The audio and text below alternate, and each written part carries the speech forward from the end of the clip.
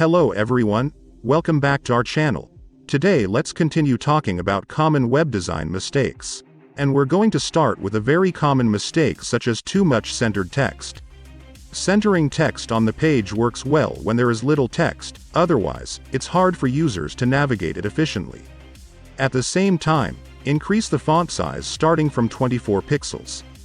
If you need to include a lot of text, use the blocks featuring collapsible text copy. Another common mistake is that text copy is superimposed over an essential part of an image. Avoid covering meaningful parts or small details of an image with text. This way, you will both obscure the image and make the text illegible. Try different positions for the text lines, such as centered, left aligned, or even vertical placement. Next in our list is to misuse visual hierarchy. For information hierarchy to be clearly visible on a page, the title on the cover should be bigger than the rest of the headings or at least the same size. This is especially true if the heading is long, for example. The same principle applies to visual hierarchy within a logical block. The heading should be the largest design element on the page, followed by a smaller, less prominent subheading. Next, feature titles that follow should be noticeably smaller than the heading and of the same weight. The smallest fonts should be used for feature descriptions. This will help website visitors distinguish between the more important and less important information. Another common mistake is when one logical set is split into two. A full screen image or gallery following a piece of text resembles a separate, independent block.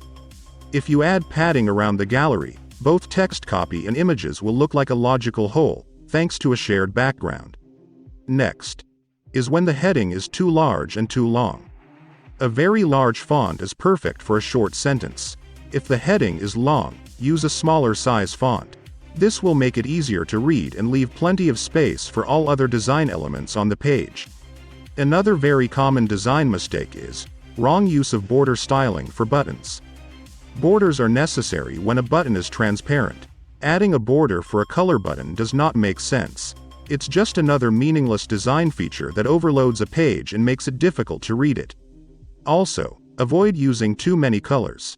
Using too many colors on a page is confusing, and it's unclear which bits are more important. One or two colors are enough to give visual weight to what's really important.